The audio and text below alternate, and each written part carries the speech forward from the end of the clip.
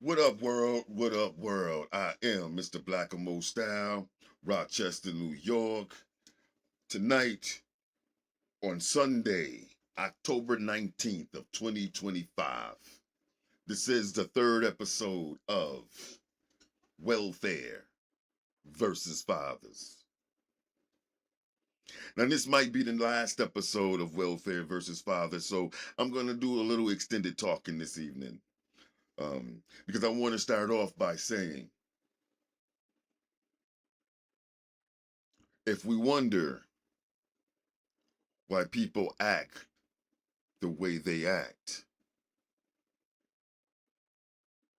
it was designed that way. If you may be curious to know why I act the way that I act, because I was designed that way. So I'm going to start off with a little rant. You ever had a friend who had a business and you say, I'm going to go support that friend in their new business? But you want discounts, you want something for free, and feel a certain way if they don't give you a good discount. Not once did you think they're trying to get their business off the ground. So I want to support them in their endeavors. You know, I want to see you grow your business. So I don't need nothing for free.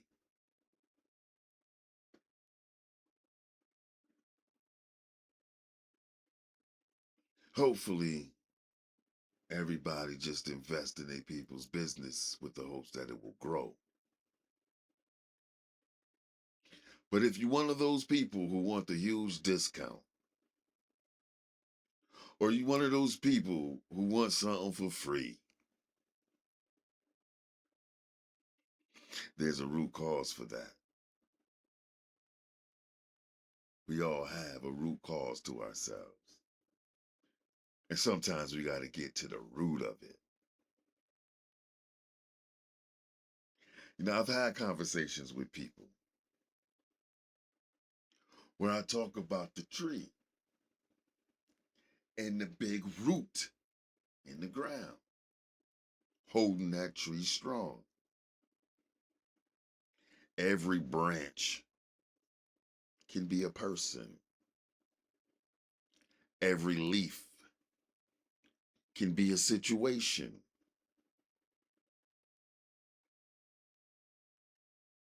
But a branch or a leaf would not be the cause for a tree to fall. The branch may fall off. Hey, it's fall. The leaves are falling everywhere.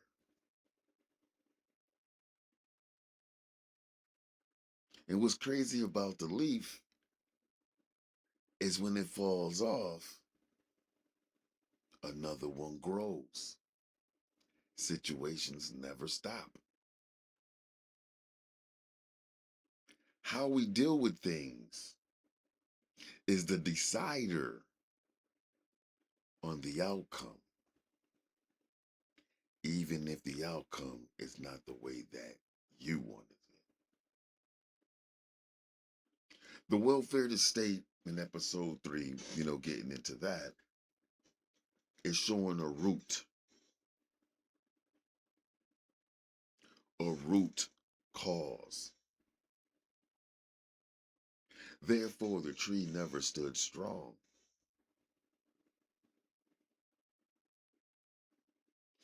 You know, nothing I say on the reality of it is designed to hurt no one. But it's just the reality of it is. That's just the reality of it. So I'm just speaking from perspective. Look into the bigger picture. A man cannot be in a household. But then the flip side is the woman has many kids. Some by the same man, even though he wasn't worthy to marry, and some by several. That's just the reality. So, what do these young men who are in these households, how do they hold strong? How do they navigate and find their way? Hopefully, there's uncles around, cousins around, in an older age bracket to maybe drop some knowledge and teach them a little something. Hopefully, mom has a boyfriend who's consistent and he can teach a little bit. Or maybe it's an OG, the wino at the store, who got knowledge and protection. You don't want to be like this.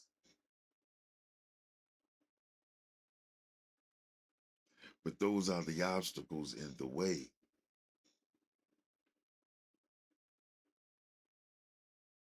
A mom is always going to teach a son the loving part of the life lesson. It's always going to be a loving part to the life lesson.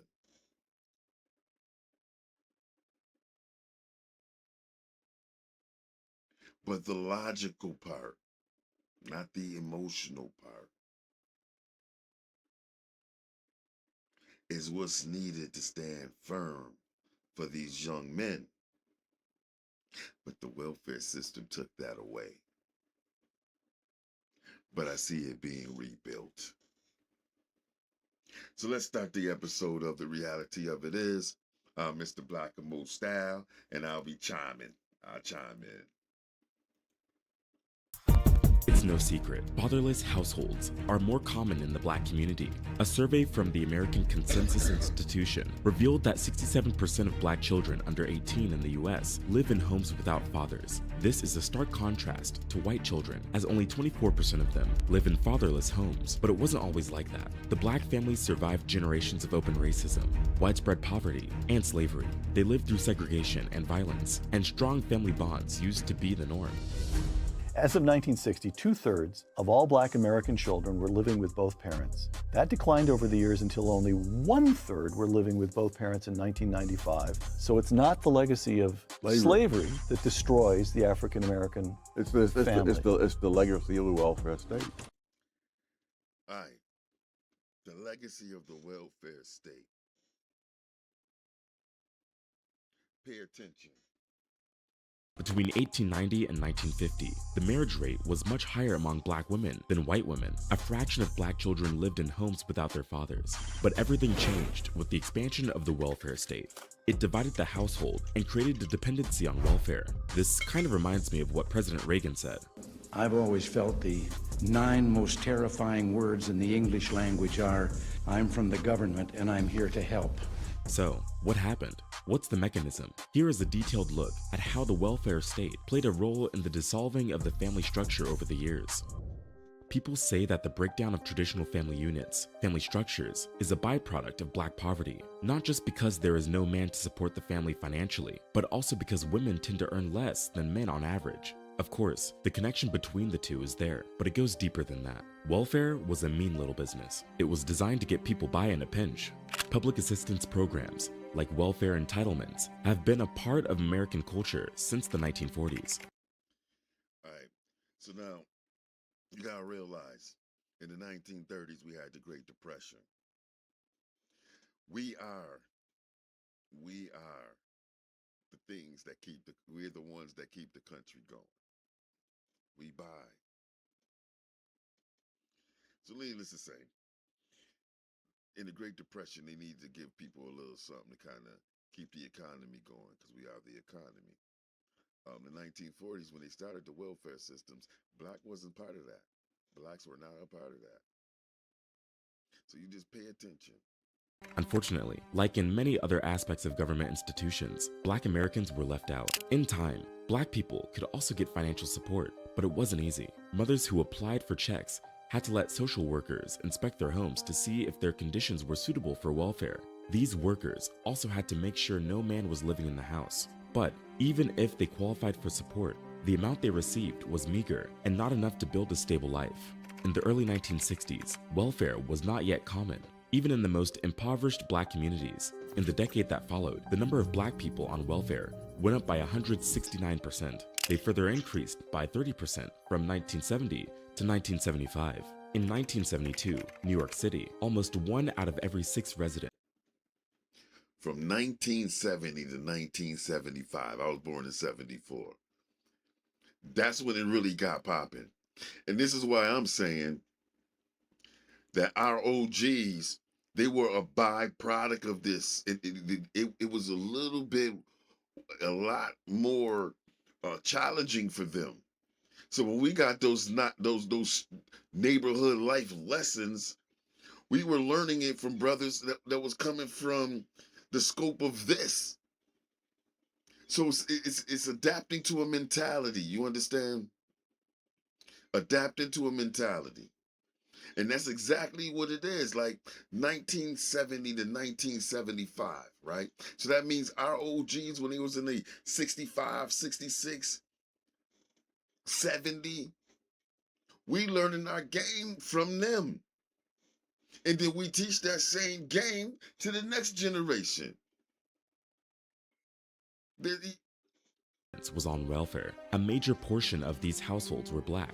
Although Black people were only around 1/10 of all Americans, they made up almost 50% of all welfare recipients by the late 70s. A recent UNICEF report showed that many children under 18 in America struggle financially, and African American children are nearly 4 times more likely to be in poverty than white children. Though the number of families receiving cash assistance has decreased since 1996, child poverty rates for Black children in the US remain high. In a short period, healthy Black people started relying on government assistance to achieve some level of normalcy. But within the city slums, that normalcy was impossible to get. Black children barely knew their fathers, and most were raised by unemployed and unmarried mothers stuck in a cycle of poverty and modest paychecks. This marked a significant shift in Black American history. The consequences were severe for the next generation, but this posed a major problem for Black Americans. Today, more Black Americans are more likely to enter a church to go to a funeral than to celebrate a wedding. Fatherless homes, declining marriage rates, and high divorce rates are challenging the Black community to the core. Now, some might argue that it takes a village to raise a kid, but in reality, the urban public housing village is drenched in toxic influences like violence, drugs, and bad role models. And in that village, fatherless boys are left alone to figure out what it takes to be a man. So, where do they look? To one another. And in many cases, they turn to gangs. And that's true. For eons, all I can recall is people being posted on the block. Everybody's posted on the block.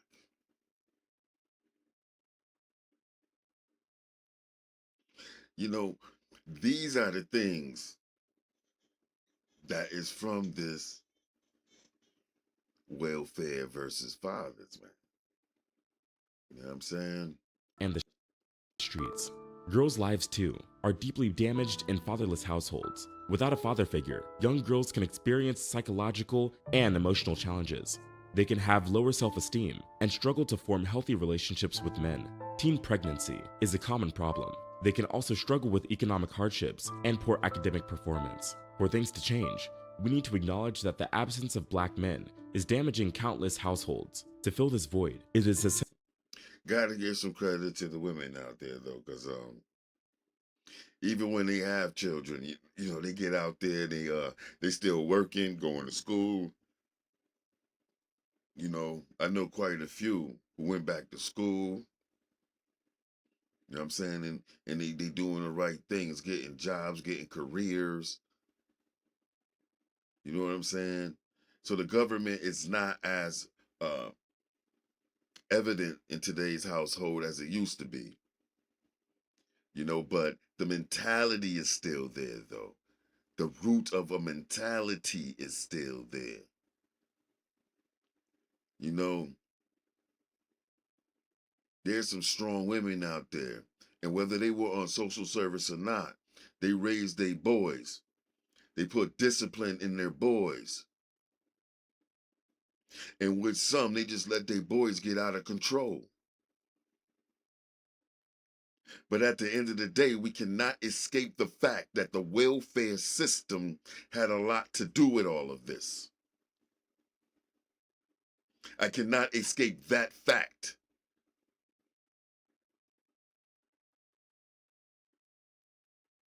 But now we're at a day and time. What are you going to do?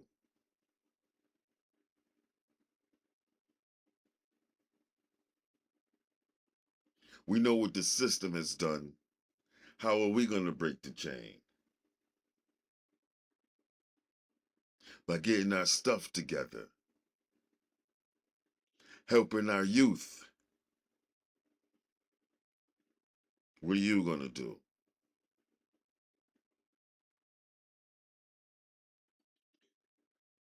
Potential to reunite fathers with their children, but also to teach the younger generation the value of family structures. But this is something that will take time and a lot of effort. All in all, the US welfare system is a clear reflection of its economic policies and the nation's long history of racism. From the very beginning, the policy excluded Black Americans who were already struggling financially. The man in the house rule only made things worse, which greatly impacted Black households. The expansion of welfare led to a decrease in fathers' involvement in raising their children, leaving mothers to struggle alone in jobless poverty. This created a new reality for poor Blacks, where work became optional, fathers were rare, and dysfunction became common. The lack of family loyalty and work ethic led to a new oppositional racial outlook among young Black males who often resorted to crime. A lot of Black children have grown up without a father, and they can easily go astray. The situation is hard for overworked and exhausted single mothers. The more children they had, the harder it was to get a job. I just want to point out the brutal reality that led to such circumstances. The welfare culture discouraged individual responsibility. So, I want to thank you all for tuning in to the third episode of Welfare versus Fathers on The Reality of It Is. Peace.